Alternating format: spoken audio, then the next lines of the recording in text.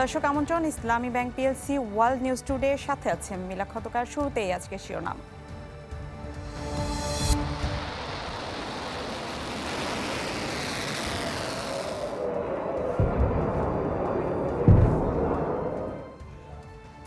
পাল্টাপাল্টি হামলায় Iran Israel সর্বাত্মক যুদ্ধের শঙ্কা, চাপের মুখে নতি স্বীকার নয় বার্তা খামেনির।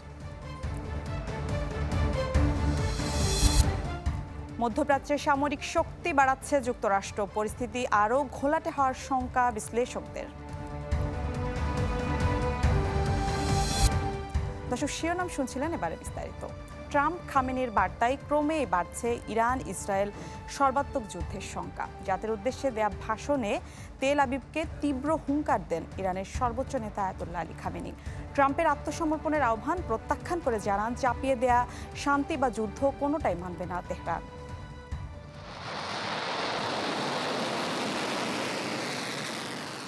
বাড়ছে ইরান ইসরায়েল পাল্টাপাল্টি হামলার তীব্রতা। যুক্তরাষ্ট্রের সম্পৃক্ততা বাড়িয়ে তুলছে সর্বাত্মক যুদ্ধের শঙ্কা, বিপরীতে পাল্টা হুঙ্কার তেহরানের কণ্ঠেও। সংঘাত শুরুর পর প্রথমবার জাতির উদ্দেশ্যে ভাষণ দেন ইরানের সর্বোচ্চ নেতা আয়াতুল্লাহ আলী খামেনি। জানান, চাপিয়ে দেয়া যুদ্ধ বা শান্তি কোনোটাই মেনে নেবে না ইরান। শুক্রবার করা হামলার জন্য ইসরায়েলকে সর্বোচ্চ শাস্তি পেতে হবে বলেও হুঁশিয়ারি দেন তিনি। ওয়াশিংটনের কোনো শর্তও মেনে নেওয়া হবে না বলে জানান খামেনি। حادثه تهاجم ابلهانه و خباثت آلود رژیم صهیونیستی এর আগে ইরানের সর্বোচ্চ নেতাকে হত্যার বিষয়ে ট্রাম্পের বক্তব্যের পর পাল্টা বার্তা দেন খামেনি। বলেন, জায়নবাদীদের সঙ্গে ইরান কখনোই আপোষ করবে না, তাদেরকে দয়া দেখানো হবে না।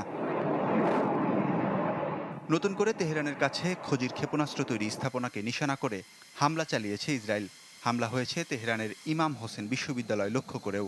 পাল্টা জবাবে ড্রোন আর ক্ষেপণাস্ত্র নিয়ে শত্রুর ঘাঁটিতে আঘাত হেনেছে ইরানও। যদিও বেশ কয়েকটি ড্রোন আর ক্ষেপণাস্ত্র প্রতিহতের দাবি করেছে তেল আবিব, তবে ওয়াল স্ট্রিট জার্নালের প্রতিবেদন বলছে চলমান সংঘাতে ধীরে ধীরে দুর্বল হয়ে পড়ছে ইসরায়েলের আকাশ প্রতিরক্ষা ব্যবস্থা। কমে আসছে তেহরানের ব্যালিস্টিক ক্ষেপণাস্ত্র ঠেকানোর সক্ষমতাও। Waliullah Faruk, channel 24। Israel Iran সংঘাতে আতঙ্কিত ইরানে অবস্থানরত প্রবাসী বাংলাদেশিরা। এ বিষয়ে ইরান থেকে সবশেষ জানিয়েছেন রেডিও তেহরানের সিনিয়র সাংবাদিক আব্দুর রশিদ। আমরা বাংলাদেশিরা সবাই ভালো আছি এবং নিরাপদে আছি। আপনাদের যাদের সন্তান, বাবা, মা কিংবা আত্মীয় স্বজন ইরানে আছেন, তারা এখনো ভালো আছেন। আমার জানা মতে কারো কোনো ক্ষতি হয়নি, তবে যুদ্ধের মধ্যে আছি এবং সেটা ইসরায়েল নামক একটি অবৈধ, আগ্রাসী, বর্বর রাষ্ট্রের চাপিয়ে দেয়া ইরানের ওপর অতর্কিত হামলা ও যুদ্ধ।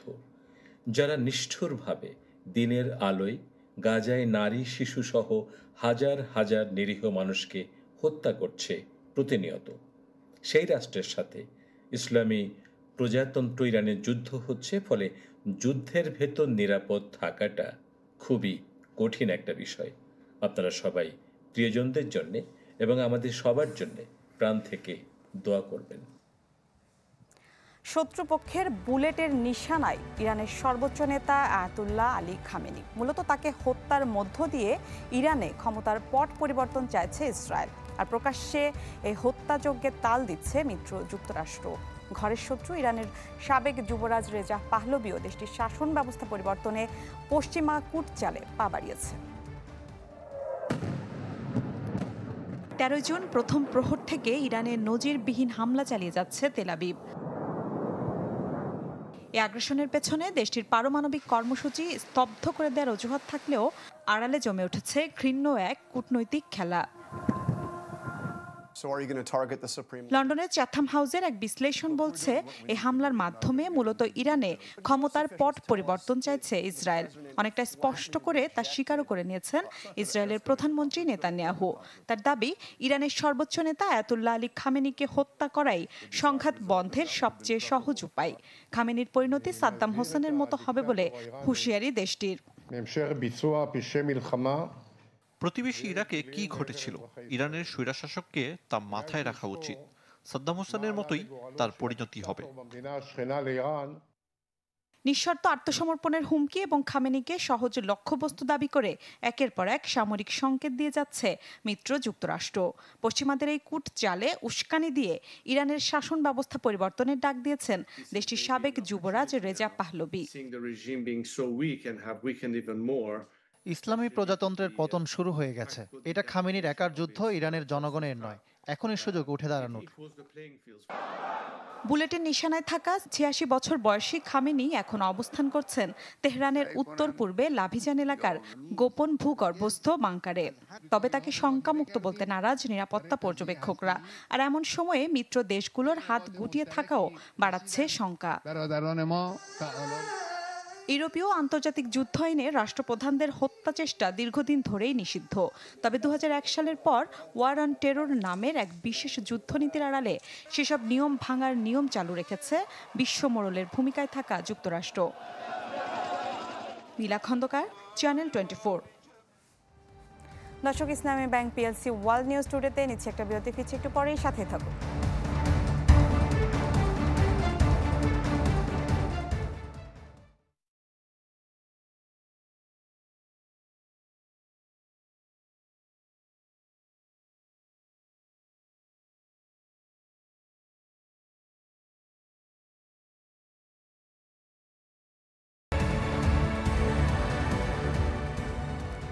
স্বাগত আরও একবার, দেখছেন ইসলামী bank PLC world news today, সাথে আছেন মিলা খন্দকার।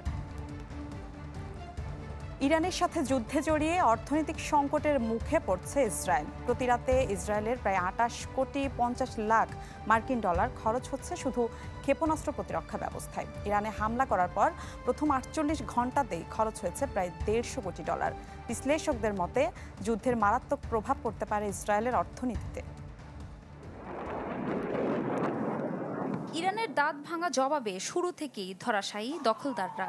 অতীতের ছোট কিংবা বড় সংঘাতের তুলনায় অনেক বেশি ক্ষয়ক্ষতি আর হতাহত দেখে চাপে নেতানিয়াহু। প্রতিবার হামলায় আকাশ প্রতিরক্ষা ফাঁকি দিয়ে লক্ষ্যবস্তুতে আঘাত হানছে ইরানের ক্ষেপণাস্ত্র। যেগুলো প্রতিহত করা হচ্ছে সেখানেও বিপুল অর্থ গুনতে হচ্ছে ইসরায়েলকে। দেশটির সংবাদ মাধ্যম দ্য মার্কারের তথ্য অনুযায়ী ইরানের হামলা ঠেকাতে প্রতি রাতে ব্যয় হচ্ছে ২৮ কোটি ৫০ লাখ ডলার। আকাশে চালিত প্রতিটি ইন্টারসেপ্টর ক্ষেপণাস্ত্রের দাম কয়েক লাখ ডলার। টানা ৬ দিন ধরে ইরানের নিরবিচ্ছিন্ন ক্ষেপণাস্ত্র হামলা ঠেকিয়ে যাচ্ছে ইসরায়েলের আকাশ প্রতিরক্ষা ব্যবস্থা। আন্তর্জাতিক গণমাধ্যমগুলো বলছে এতে ফুরিয়ে আসছে অ্যারো মিসাইলের মজুদ।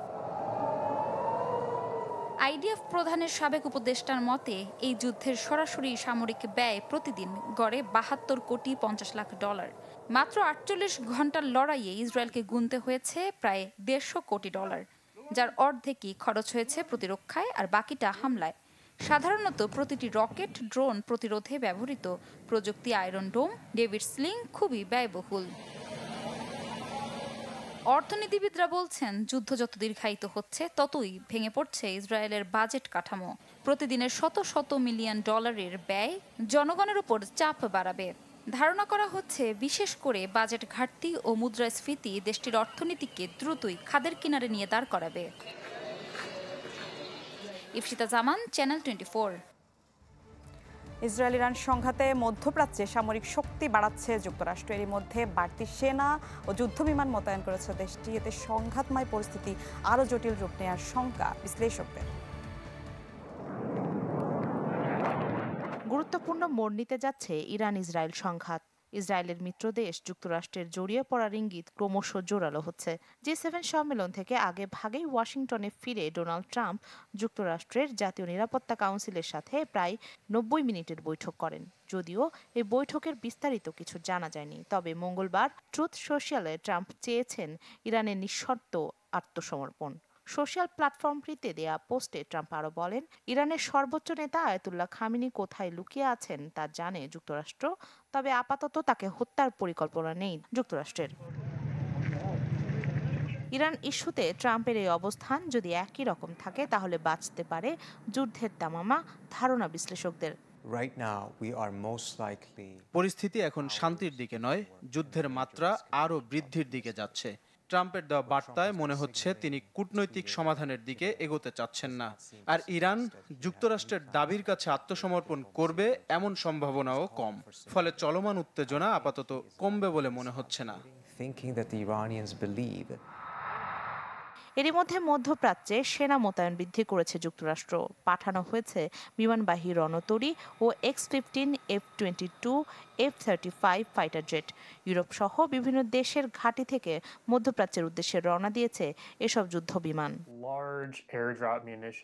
মধ্যপ্রাচ্যে যেভাবে যুক্তরাষ্ট্রের বিপুল সেনা ও সরঞ্জাম মোতায়েন হচ্ছে, তাতে মনে হচ্ছে দেশটি বিভিন্ন ধরনের সামরিক পদক্ষেপের প্রস্তুতি নিচ্ছে।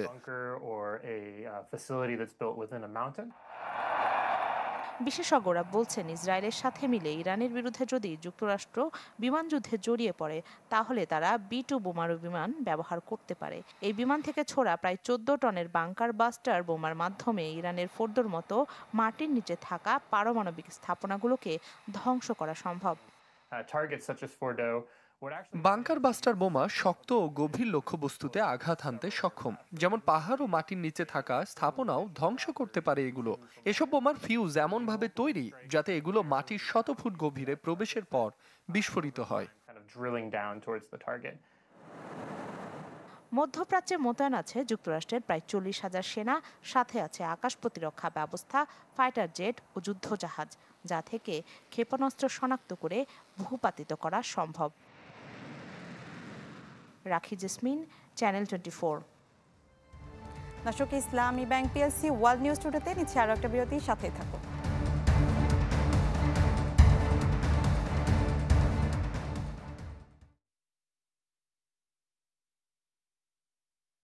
তারা একবার দেখছেন ইসলামী bank PLC world news today. প্রতিরক্ষা ব্যবস্থায় আঘাতের পাশাপাশি ইরানে সমান তালে চলছে ইসরায়েলের সাইবার হামলা। তেল আবিবকে ঠেকাতে নিজেদের ইন্টারনেট সেবা সীমিত করেছে ইরান, যাতে বেড়েছে সাধারণ জনগণের ভোগান্তি। সরকারি কর্মকর্তাদের ডিভাইস ইন্টারনেট ব্যবহারে দেওয়া হয়েছে নিষেধাজ্ঞা। শুধু ইরানের পারমাণবিক স্থাপনা, গ্যাস ক্ষেত্র ও তেল ডিপোতেই নয়, দেশটির ডিজিটাল অবকাঠামোর বিরুদ্ধেও বড় ধরনের সাইবার যুদ্ধ চালাচ্ছে ইসরায়েল, যা প্রতিহতে মঙ্গলবার বিকেল থেকে ইরানে কমিয়ে দেওয়া হয়েছে ইন্টারনেটের গতি। অনেক এলাকায় পুরোপুরি সীমিত করা হয়েছে ইন্টারনেট সংযোগ। ধীর গতির ইন্টারনেট প্রভাব ফেলছে ভিপিএন সার্ভিসগুলোতেও। এতে বহির্বিশ্বের সাথে ঠিকভাবে যোগাযোগ করতে পারছে না ইরানবাসী। বিভিন্ন আন্তর্জাতিক গণমাধ্যমের খবর বলছে, ইসরায়েল হামলা চালাতে বিভিন্ন ইলেকট্রনিক ডিভাইসের ডিজিটাল সিগন্যাল ব্যবহার করছে, যার ফলে ইরানের সামরিক নেতৃত্ব পড়ছে চরম সংকটে। যা প্রতিহত করতে সরকারি কর্মকর্তা ও তাদের দেহরক্ষীদের মোবাইল ফোন, স্মার্ট ওয়াচ ও ল্যাপটপে নেটওয়ার্ক ব্যবহারে নিষেধাজ্ঞা দিয়েছে ইরান সরকার। এছাড়া ল্যান্ডলাইন টেলিফোন থেকে আন্তর্জাতিক কল করা সম্ভব হচ্ছে না। আন্তর্জাতিক বিভিন্ন সাইটে প্রবেশ করতে পারছেন না অনেকেই, তবে সচল আছে স্থানীয় ওয়েবসাইটগুলো। কিছু জায়গায় নিজস্ব ইন্টারনেট ব্যবস্থা হালাল নেট চালু করেছে ইরান। এতে সব ধরনের কন্টেন্ট দেখতে পাচ্ছেন না ইরানের নাগরিকরা। এছাড়া ইরানের জনগণকে ফোন থেকে হোয়াটসঅ্যাপ মুছে ফেলার আহ্বান জানিয়েছে দেশটির রাষ্ট্রীয় টেলিভিশন।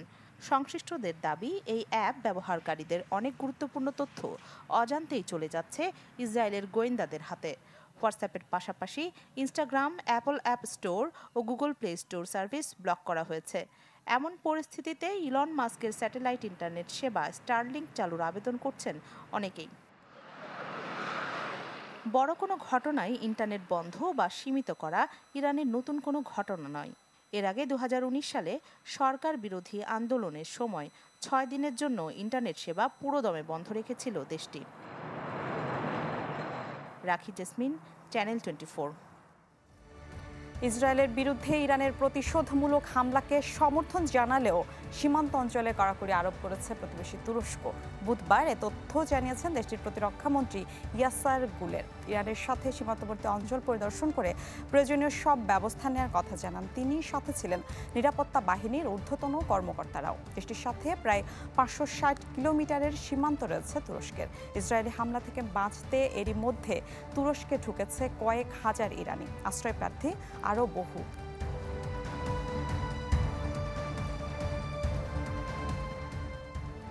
মধ্যপ্রাচ্যের চলমান উত্তেজনাকে কাজে লাগিয়ে অস্ত্রের বড় ব্যবসা বাগিয়ে নিয়েছে ইউরোপের বেশ কিছু প্রতিষ্ঠান, যেখানে ক্ষেপণাস্ত্র, সাঁজোয়া যান সহ নানা অস্ত্রের ব্যবসার সম্প্রসারণে বাড়ছে বিনিয়োগ ও কর্মসংস্থান।